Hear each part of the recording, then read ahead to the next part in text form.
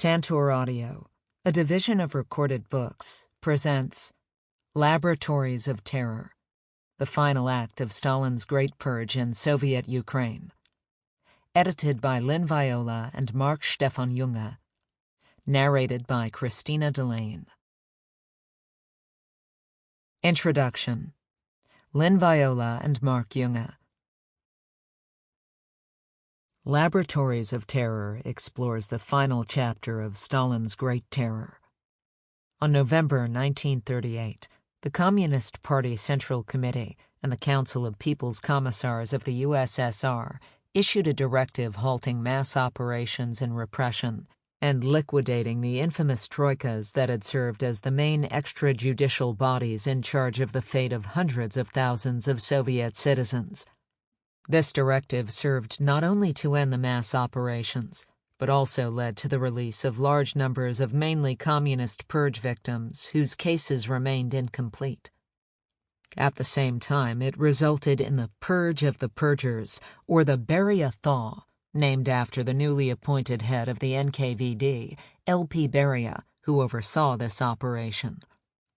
This episode in the history of the Soviet Union remained hidden from view for decades in the largely closed archives of the Soviet Security Police. The opening of the Ukrainian Security Police Archives, HDA-SBU, in the 2010s allowed historians for the first time to begin to excavate this chapter in the Great Terror. Laboratories of Terror illuminates the world of the NKVD perpetrator and the mechanisms and logistics of the terror at the local level, two subjects previously opaque. NKVD perpetrators are at the center of this story. The documentary materials on the Purge of the Purgers derive largely from their criminal files. The criminal files contain verbatim records of the closed trials of NKVD operatives at Republican, Oblast, District, Rayon, and city levels, along with original arrest warrants, documentation on searches, biographical information offered up in standard forms, as well as autobiographical statements from the accused, interrogation transcripts of the accused and of witnesses, petitions for mercy, sentencing and appeal documentation, and a variety of other types of materials. NKVD operatives' personnel files, Lichny Dila, and the stenographic reports of NKVD Communist Party meetings from late 1938 and early 1939 provide additional materials and contextualization for understanding this final phase of the Great Terror. The Great Terror, 1937 to 1938, in the Soviet Union, has long occupied a central role in the history of Stalinism. During a 16-month period, the Stalin regime arrested and convicted over 1.5 million of its own citizens, largely on trumped-up charges of counter-revolutionary, anti-Soviet, or socially harmful activity. Half of those convicted were summarily executed.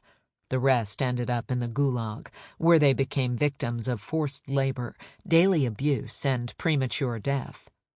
The majority of victims of the Great Terror were ordinary people, caught up in two large mass operations launched in these years, one against former kulaks, recidivist criminals, and other anti-Soviet and socially dangerous elements, and the other against a series of non-Russian ethnicities. The mass operations came largely in the wake of the elite, or nomenklatura, purges, spreading the terror far and wide through the vast territories of the Soviet Union.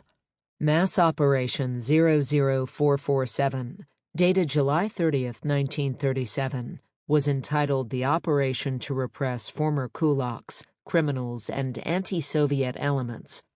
Although this operation has come to be known in the literature as the Kulak Operation, this is a misnomer.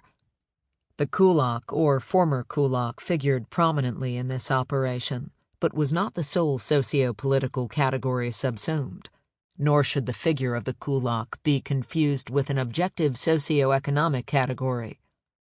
The kulak was mostly a political construct, defined oxymoronically as a capitalist peasant during collectivization and, later, By earlier repression in exile or in the labor camps, so-called biological factors, such as a parent or grandparent who was a kulak or other socio-economic enemy, and largely subjective political criteria including participation in anti-collectivization protests. In addition to the kulak, Mass Operation 00447 included as targets of repression former members of anti-Soviet political parties, a series of old regime elites falling under the category of bivshi lyudi, or former people, such as Tsarist officials, gendarmes, village elders, and clergy, fugitives from repression, and a range of recidivist petty criminals. These already elastic categories would expand according to regional specificities that led to additional enemy categories. Mass Operation 00447 also included the most hostile and active participants of Cossack White Guard insurrectionary organizations, fascist, terrorist, and espionage diversionary formations. Following a month of preparations, including canvassing of lower-level NKVD organs on the numbers of anti-Soviet elements in their domains, and a July 16, 1937 meeting of regional NKVD representatives in Moscow, the all-union NKVD compiled a set of control figures for the number of people to be arrested in the course of Mass Operation 00447. The total numbers of planned arrests was 268,950, divided between a first, most dangerous category, 75,950, and a second, less dangerous category, 193,000. First category subjects were to be executed by shooting.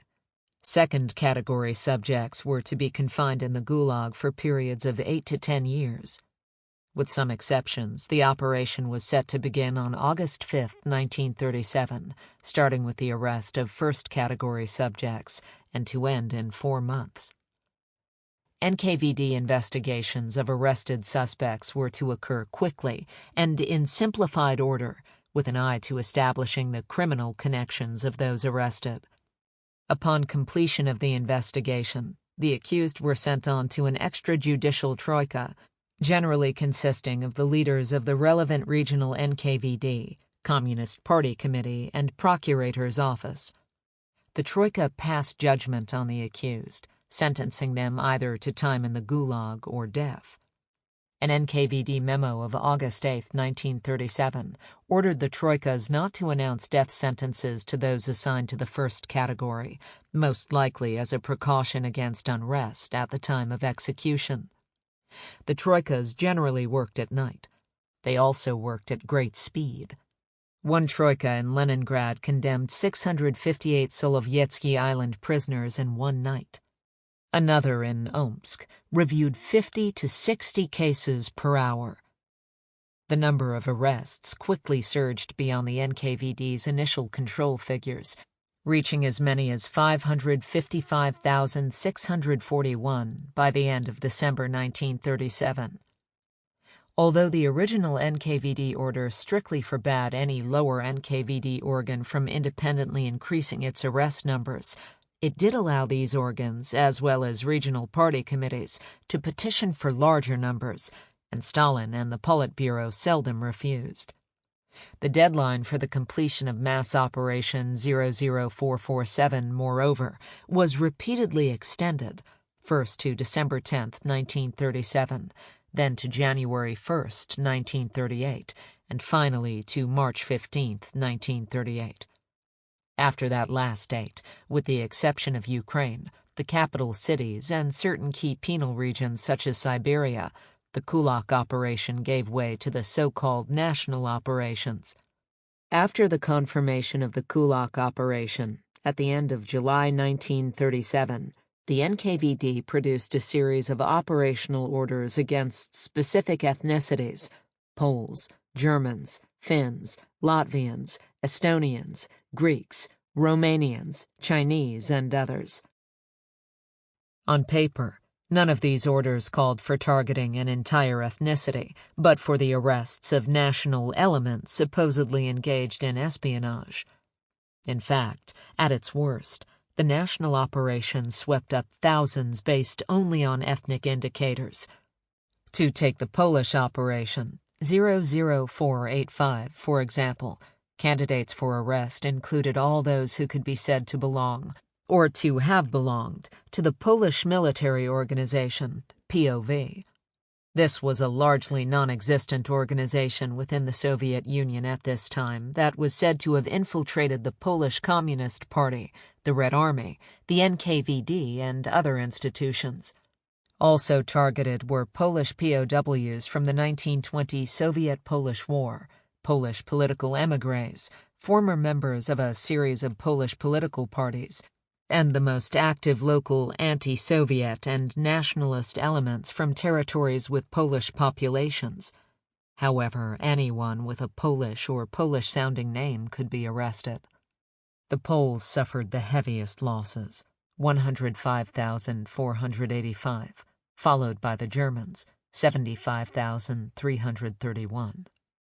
As a rule, most ethnicities targeted represented diaspora nations, which, in Stalin's eyes, raised the risk of dual loyalties, particularly in the vulnerable border zones where these populations often lived.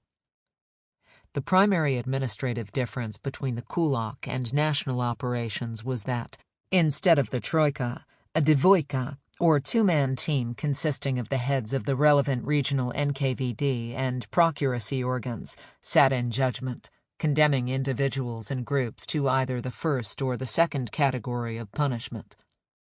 After judgment, the dvoika's lists were sent to Moscow for confirmation by the so-called Great Dvoika, composed of Nikolai Yezhov, NKVD Commissar for the USSR, and A. Vyshinsky, State Procurator of the USSR.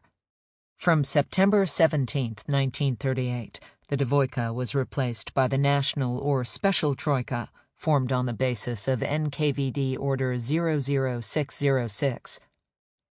Another singularity of the national operations, especially the Polish operation, was that they were far deadlier than 00447, with an imprisonment to execution ratio of 1 to 3, versus that of 1 to 4 for 00447. Initially, the national operations were to be completed within 3 months. The deadline was subsequently and repeatedly postponed, with a final date set for August 1, 1938 in most regions. In practice, the Kulak and national operations overlapped temporarily and could share similar targets. In Ukraine, in 1938, the implementation of the two operations often lacked clear demarcations, with categories of enemies shifted between different NKVD departments. The number of arrests for both operations skyrocketed far beyond the original control figures. In the Soviet Union as a whole, by July 1, 1938, roughly 1,420,711 people had been arrested.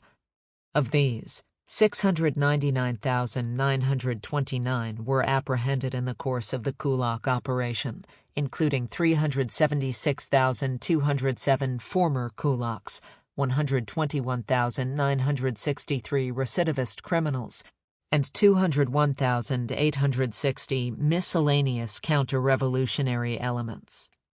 The totals for both operations listed some 522,774 former kulaks, 191,384 bivshi lyudi, 168,286 elements without a defined occupation, 45,009 clergy, and 229,957 white-collar employees.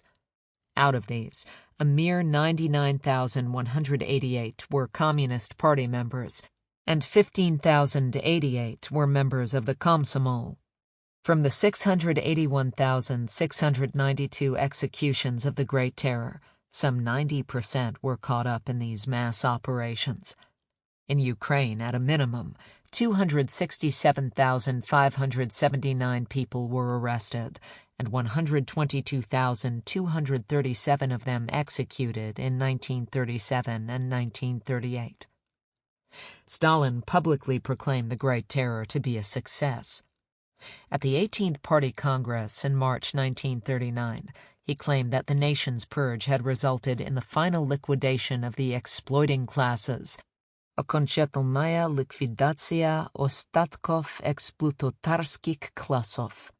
He forcefully contested what he called the foreign press's contention that the purge had weakened the Soviet state, labeling that kind of talk banal gossip, poshная boltavnia.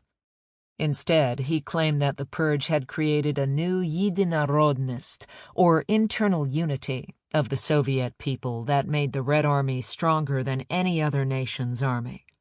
This is an important point, because at no time in the 1930s or later did Stalin renounce what has come to be known as the Great Terror.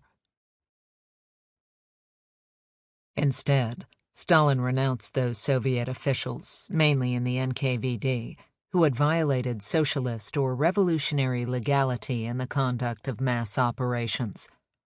His renunciation led to the destruction of important clientele or patronage networks within the NKVD.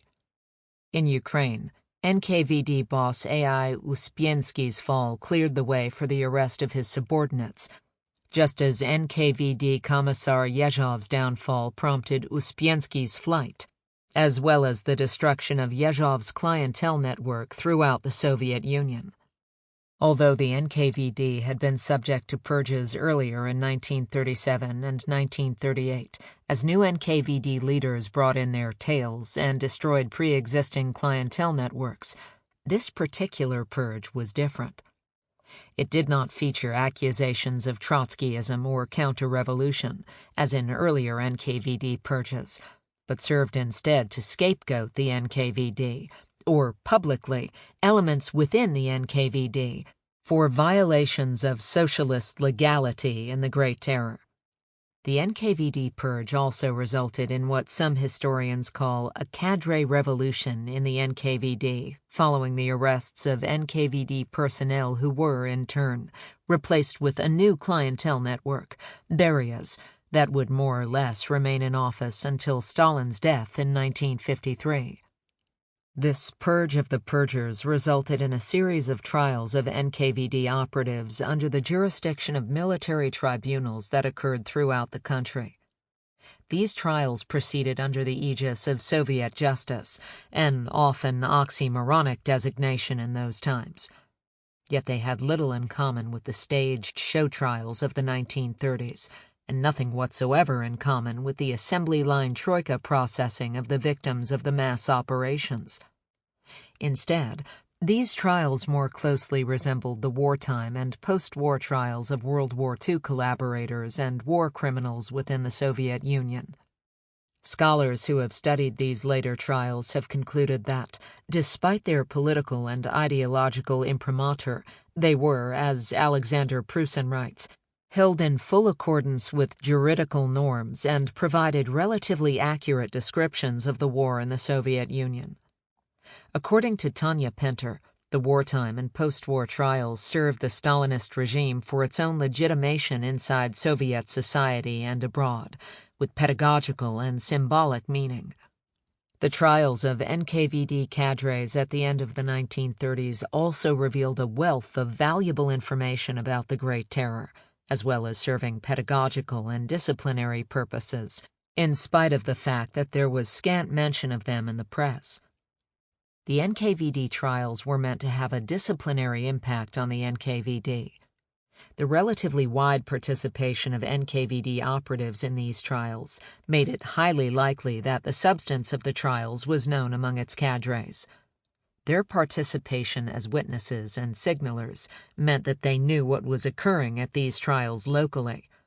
Certainly, they discussed these events with other NKVD colleagues at the late 1938, early 1939 NKVD Communist Party meetings, and likely elsewhere outside of the trials, given the frequent violations of their secrecy agreements. The trials made it clear, above all, that the NKVD, whether due to institutional interests, clans, that is, clientele networks, or a few bad apples, must be brought under the control of Stalin and the Communist Party. Above all, they were intended to demonstrate that Stalin was not to blame.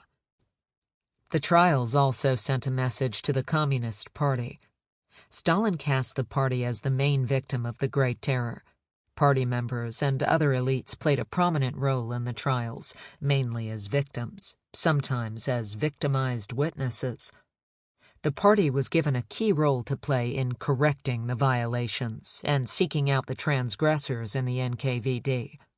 The Communist Party would also hereafter serve, along with its youth wing, the Komsomol, as the main recruitment pool for the new NKVD cadres brought in to replace their disgraced predecessors. The trials were part of an emerging narrative of communist victimization in the terror, followed by the restoration of party control, a narrative traditionally associated with Khrushchev and his 20th Party Congress secret speech in 1956. The narrative pitted the NKVD against the Communist Party, airbrushing away the majority of the Great Terror's victims, who were neither communist nor elite, and importantly, ignoring the central role of the leadership of the party in the Great Terror. The trials were Stalin's symbolic gift to the party, serving to re-legitimize its authority and its power following 2 years of its supposedly diminished status. Stalin was well aware of the devastating impact of the Great Terror. He certainly knew about its legion of victims, as well as the extent to which the terror was undermining local, especially communist, authority. The victims were not silent, either during or after the mass operations. They and their relatives inundated higher authorities with literally hundreds of thousands of letters of complaint. On February 22, 1938, USSR Procurator Vyshinsky complained to Molotov that the USSR Procurator's Office was unable to handle the volume of written complaints, noting that in the first 20 days of February alone, it had received 40,000 of them. In 1938, as a whole, the Procurator's Office received some 600,000 complaints related to the terror. The Russian Republic Procurator's Office was also overwhelmed, receiving 700 to 800 complaints daily, and from February 1938, 50,000 to 60,000 monthly. The Ukrainian Republic Procurator's Office received some 170,855 complaints between January 1, 1939 and January 1, 1940, of which 46,695 went to the Republican offices of the Procurator and 124,160 to their oblast offices in 16 Ukrainian oblasts. The Kyiv Oblast Procurator received 21,278 in the same period. These complaints represented the proverbial tip of the iceberg, as victims and their relatives also besieged the offices of Stalin, Yezhov, and a large range of other individuals and institutions at all geographical administrative levels. Needless to say, not all these complaints came from communists. Stalin, therefore, was fully aware of the pushback against the mass operations. The November 17, 1938 directive opened up a second floodgate of complaints. News of the directive very quickly reached the prison cells of the NKVD.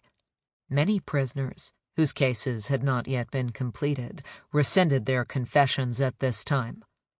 This phenomenon was fairly widespread, according to NKVD complaints, and continued into 1939. As a result of the November directive, unfinished cases were transferred to the courts, and possibly as many as 110,000 people, mainly communists, were freed. In addition, some 77,000 purged communists were reinstated into the party. At the least, these transfers of cases and releases relieved the deadly prison overcrowding of 1938 and the huge backlog of unfinished cases. At most, they may have served to cover up old wounds and to further strengthen the narrative of victimized communists. Stalin may also have been troubled by reports that news of the mass operations had breached the information security perimeters of the NKVD. Although at this point the evidence is far from conclusive, it is clear that there was considerable leakage of the terror into the public domain. The trials demonstrated the ways in which the sheer noise of terror reached the streets from the NKVD prisons. Another type of leakage came with the appearance of executed victims' clothing at local markets, as the wives of NKVD execution squad members tried to benefit from their self-proclaimed hard and dirty work. NKVD operatives also lived at least for a time in the same general areas as their victims, often leading lonely bachelor lives and residing in shoddy Soviet hotels due to local housing shortages and frequent transfers. In the town of Uman in Kiev Oblast, for example, the hotel became a center for NKVD carousing and drunkenness. Here there were also reports of NKVD interrogators sleeping with prisoners' wives in exchange for the privilege of access to a loved one. In Moscow, according to Russian historian A.U. Vatyin, the solution to the housing shortage was for NKVD operatives to move into the victims' former dwellings. Outside of Moscow, this may have been a less attractive prospect, given the dismal state of the housing stock. Occasional reports of demonstrations by prisoners' wives also surface in the Ukrainian documents, providing further possible evidence of leakage and suggesting that some brave souls may have attempted to protest more publicly. The precise dimensions of public knowledge about the terror cannot be demarcated. Still, it is clear that there was leakage, and Stalin must have known and been worried about news of the terror leaking out. News of the mass operations had also leaked out abroad, and in the Republican NKVD offices in Kiev, there was near panic when the Munich Agreement was reached in the fall of 1938. That agreement raised grave doubts in Stalin's mind about the willingness of the West to fight Hitler. Hedging his bets, Stalin may have realized that war was approaching, and it was time to end the mass repressions. The irony here is that Stalin's war against a supposed fifth column likely strengthened rather than weakened his sense of international danger. In any case, it is likely that Stalin utilized these trials to address the grievances of selected audiences, mainly but not only elite audiences, while transferring the blame for their grievances away from himself and onto designated groups and individuals within the NKVD. Perhaps he recognized that, in pursuit of the destruction of the much-touted fifth column, the terror had begun to create seedlings for new columns. Perhaps he only cared about the damage done to the party's credibility. Initially, Stalin had asked Vyshinsky, the Soviet chief procurator, to organize an open trial of leading NKVD workers before evidently reconsidering. The open and extremely revelatory reactions of provincial and local NKVD workers at their trials may have influenced him in this reconsideration.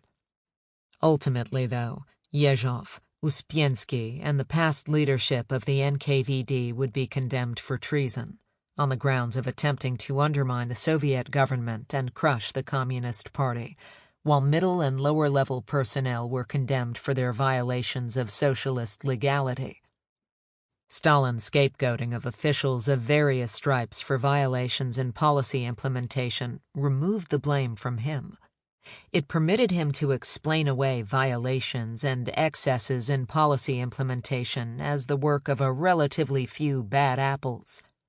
A face-saving measure for both Stalin and his policies, it was not unlike similar practices used by other governments to avoid blame.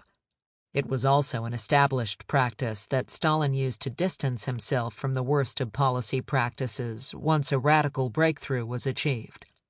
He first deployed it in the violent 1930 collectivization campaign, publishing his famous article, Dizziness with Success, that led to the scapegoating of, largely, lower-level Communist Party and Soviet government officials for excesses in policy implementation. Stalin was clearly not interested in justice per se. His goal to purge Soviet society of its supposed fifth column, if not exactly fulfilled, had gone as far as it could, and a policy of scapegoating served to paper over social grievances. In 1939, the Purge of the Purgers, or the Beria Purge, resulted in the turnover of some 7,372 NKVD operatives at all levels of its bureaucracy. The NKVD purge effectively led to the removal of 22.9% of its operational staff. Sample complete. Ready to continue?